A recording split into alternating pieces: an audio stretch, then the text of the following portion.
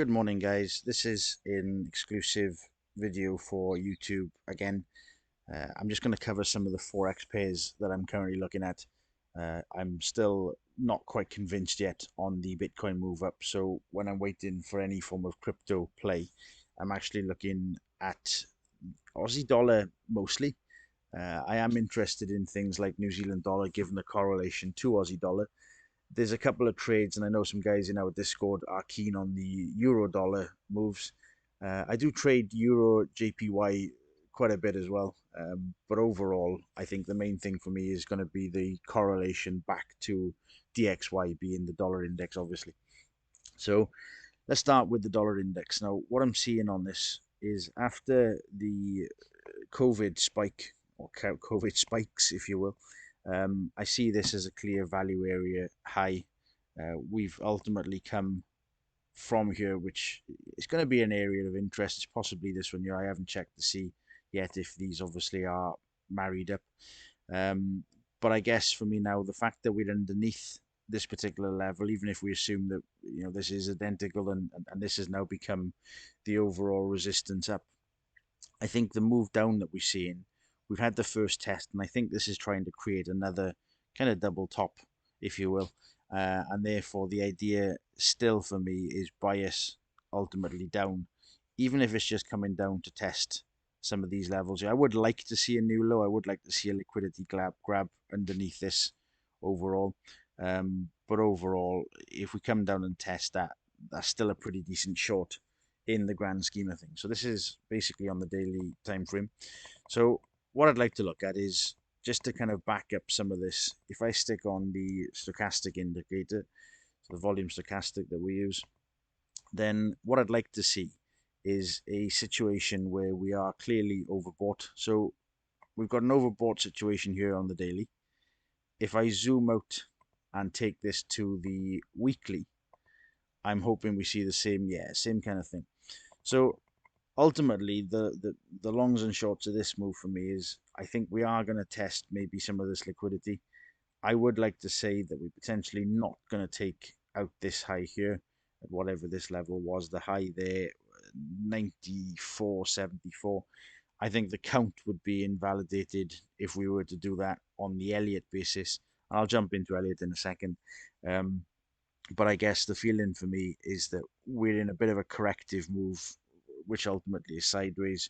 We could argue this being comparable to the current Bitcoin move, but I think overall, what I'm actually seeing is this as a continuation pattern. So we've got a nice move down, sideways continuation pattern here, and I think we're going to get a nice move down based in and around and out of this kind of channel. So that's what I'm ultimately looking for. I would like to try to catch this close towards the top.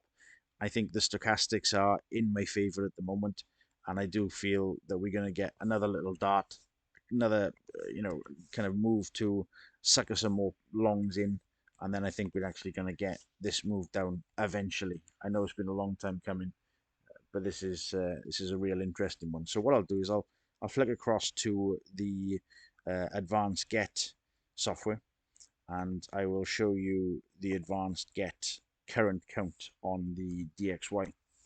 So this is what I'm seeing right now for DXY, although the assumption is we have the 4 in, and the 4 is confirmed with the blue circled number.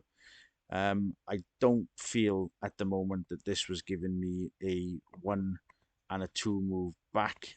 It could be. I think the idea initially was that we would get this 1-2 move followed by a 3 move, 4 and 5 down a little bit deeper. Um, I don't know. I think I'm kind of jury still out on this one at the moment. I'd like to see a nice rejection of this kind of level, obviously, but whether or not we get a little candle or a little wick just above it, and then the shoot down is still an option as well. So I'm not going to rush into this one. I'll probably drop down a time frame or two and take it from there. So on the weekly time frame, I think everything is married up still. Nothing's really changed unless we get a breach of this.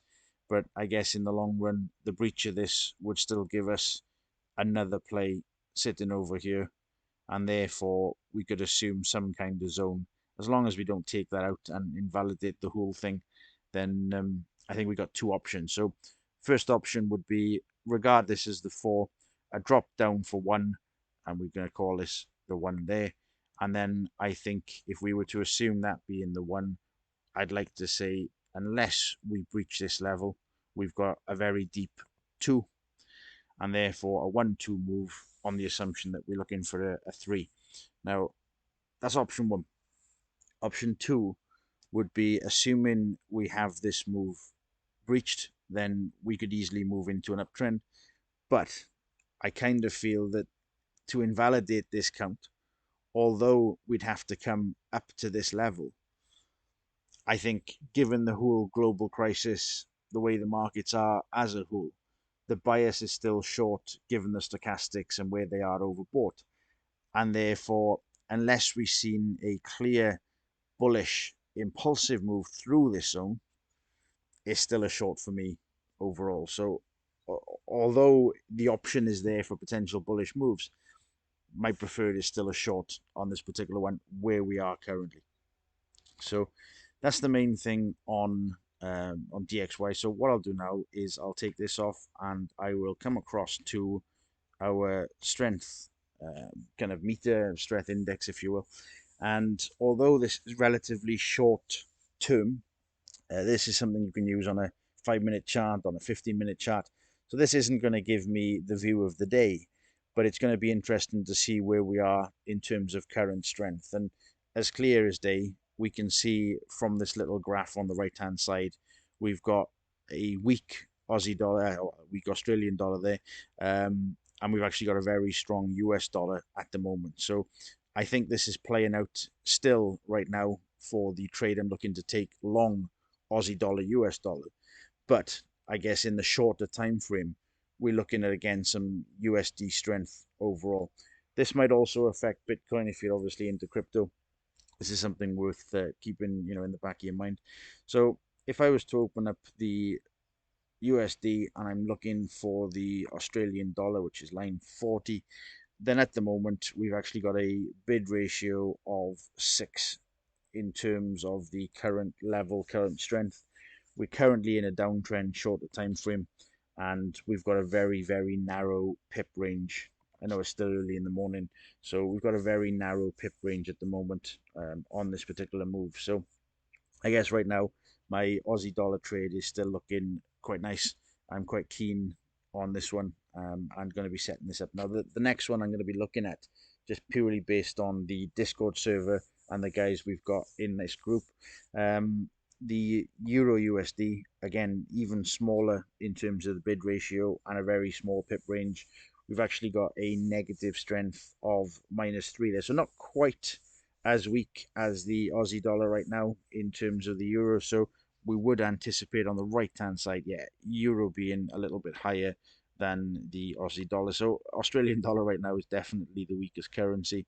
So we'll probably see, given that, we'll probably see a little bit of shorts coming in terms of the gold moves as well. So I'm expecting a little bit of extra weakness in terms of that, given the USD strength and the Aussie dollar weakness. So I think gold will ultimately have a bad couple of hours as well, by the looks of this. So, okay, let's jump back into the charts on TradingView. And what I'll do is I will move across to Aussie dollar, New Zealand dollar, and well, actually no, I'm not New Zealand dollar. I'm going to go in Aussie dollar, Euro, USD, and I'll have a quick little glance at gold. So let's start on the Aussie dollar. I've actually posted quite a few posts on this recently. There's a couple of streams. I know we were talking about this in Discord in the visitor section only yesterday. So the view for me on Aussie dollar right now is actually a 3 to 4 move down, and the move down that I'm looking for is kind of almost a double bottom. And although I would like to assume that we're not going to get this as low as this, I would like to say that at the moment, the move that we have had is already an A, B, and a C. So I'll check some fibs on this in a second. But I was actually targeting this based on some liquidity from a move over on the left. And I'm hoping that in the last stream, I'd mentioned this little channel in here on a smaller, it's obviously still a daily, a weekly chart at the moment. So I'd mentioned this on the daily when we were down around this level. I was expecting a push up to comply with this particular channel in blue. And what I was suggesting was a move up to come through and ideally bounce off this, bounce down, collect some liquidity around this level and shoot on up. So we have a clear stochastic false bar, which is currently in, well, near enough the oversold situation. So I would like to see a very slow grind down over the next couple of days. I was hoping this might have been a bit faster.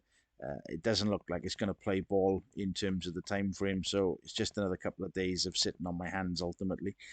So at the moment, it's kind of doing what I'm expecting. It's doing what I'd like. I think we're still in this ABC move down. I'll come back to the Fibonacci ratios in a second. And therefore, the last thing to look at is the current weekly situation given the stochastic. So if I come into the weekly, so yeah, weekly, again, kind of doing what I'm expecting. I think overall it's going to be a little bit of a grind down over the next couple of days. I'd like to see the weekly close potentially red as this rather than some kind of pin bar. So I'd like to see a decent-ish body, although it's very small. You can see what is referred to as the shortening of the thrust now. You can see the price is kind of slowly starting to curve rather than be impulsive back down. So I guess I like this at a key level. If the Fibonacci ratios line up as well, it's just going to add some fuel to this fire to ultimately take this long. So what I'll do is I'll just stick that on quite quick. I'll get rid of this stochastic way to this one. So in the extension, I'm going to go just roughly 3, 2, and back up to the B. Yeah, and therefore the 1272 would be the ideal target, which we've hit clearly to the pip. I don't mind if we dance in and around this particular range. So we could actually say, the bottom is in and the bottom on the 4 was this particular candle here. So I think we're going to get a test to come down into the very small time frames in a second. I'd like to see the top of this particular move at around the, let's just put a line there, at around this 172. There we go. So I'm just going to stick this line still in green. And then from there, what I'd like to do is drop down to the, say, the 4-hour. I'll come into a 12-hour as well. I'd like to see another little dance down at this green little level. I'll delete this one. I'd like to see another little dance down there. Maybe a nice little wick, something like this wick here, but down a little bit deeper. And I think if we get that, then I'm good to go in terms of the shorter time frame, bigger time frame stuff. So everything else is kind of lining up. I do feel with the stochastic on the 4-hour that we are likely to see this little move complete out for a dance on up from this particular level. So yeah, at the moment, Aussie dollar still my preferred trade, still something I'm keen to watch, and I think in the next day or two we might be looking at an actual long entry in this one. So that's Aussie dollar covered. Let's jump into the Euro USD, which is this one. So on the Euro USD, I'd mentioned to one of the guys in the group back in June, I would have liked to have seen a double bottom move play out on this one. And I think from the last conversation I've had with him, it's exactly where we would expect him. We've got this move down, and I think this M being created, although this one was obviously the play that we were kind of joking about, really. I think I'll stick the advanced get on as well. We were looking at a similar thing to the Australian dollar, where we had last year's COVID spike from here being the value area. The value area giving us the move on up. And I think for me, this was the 3 move here. I don't think we were seeing a bigger move to the 5 just yet. And therefore, we've actually had a very, very long-winded 0 to A back to B, actually only the pullback, giving us now the C move down. So I haven't done any fib extensions on this one, but clearly on the weekly, we are now in the oversold range. I would like to see a move up, so I'll jump down into the daily at the moment. And if the daily is now saying the same thing, then I think given we've got a little bit of extra strength over the next day or so for the DXY, I think it's kind of false overall. I think there's going to be a fake out rather than the breakout, and therefore my assumption is we've got false bar. So again, expect a little bit of a slow grind down. We might take this liquidity out in and around this area here, but overall, I think it's going to be quite short-lived. I'd like to see a nice little wick down, collecting some liquidity, and then a nice little rally up on the bigger time frame. So again, confirmation pretty much the same. This could happen in the next couple of days.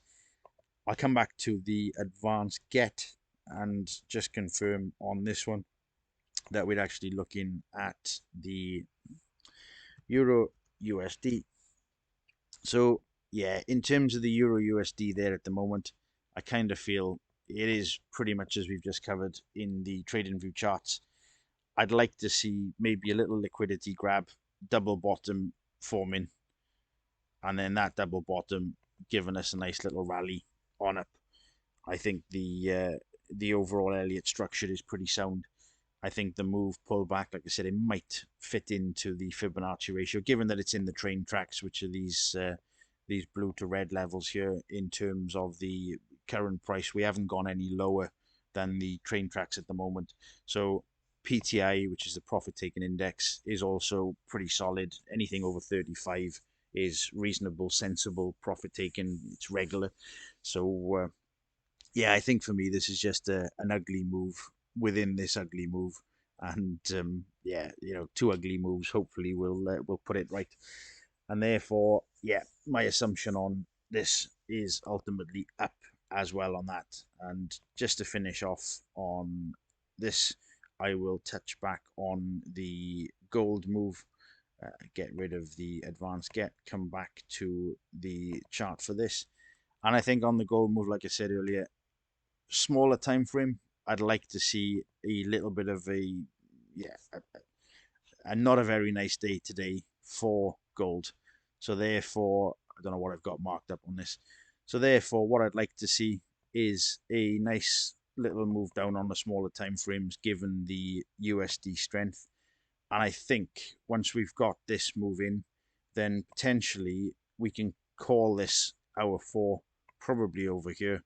This is just a pullback. Hopefully we're having the pullback, so an A, a B, and a C. And if this is giving us the ABC, then my assumption, let me just get rid of some of these, a bit easier to see. This is marked up from another post, obviously.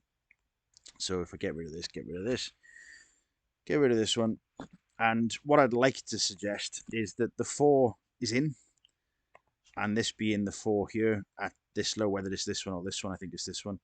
I think we've actually got the 1, 2, 3, 4, 5 move there. So that's giving me a smaller time frame 1. We've got very deep retracement being the 2, and that's confirmed with an ABC. So as long as this is playing ball, and I'll check on the weekly as well, then realistically, I'd like to see a nice pump up 3, pull back 4, and ultimately up for 5 on the much bigger time frame. So I'm not going to put any levels in there. This is still, daily, weekly type trade. So I'm not interested at the moment until I'm kind of comfortable in profit to come in and assess where these are. I know from the shorter time frame, it's something that I'm keen to look at after I'm actually in the trade. I'm comfortable knowing that I can take a very tight stop on this type of trade and let these profits run for for a couple of weeks if need be. So let me just double check on the weekly. Yeah, and on the weekly, we've got a little bit of a dance happening right now. If I zoom in on the stochastic, we've got a little bit of a dance happening, there. So the longs and shorts of this is potentially some kind of Wyckoff structure coming in buyer's climax. We're probably going to have then a schematic sitting in here. So we might see a spring. That could easily give us a spring. But I think for me, this does look very much like that bottom, and therefore we've got a nice little move there on the bottom. You see the volume underneath. So we might get it, and even if we do, nothing's really changed other than this impulsive count up first move. But if we assume that isn't the case and it's still part of the corrective move, then it just means we won't be taking it in the shorter term. It'll be a trade for next week, the week after, once this is actually completed. So I think overall still bullish bias, but maybe not quite ready in gold yet. Waiting on some confirmation to take this one long. So yeah, it's okay. I'm going to leave it like that for now. Obviously, this one is only for a YouTube stream, and I'm going to leave it like this today, and we'll be doing some more trading view streams in the next couple of days. So have a great rest of the week, and we'll speak to you soon.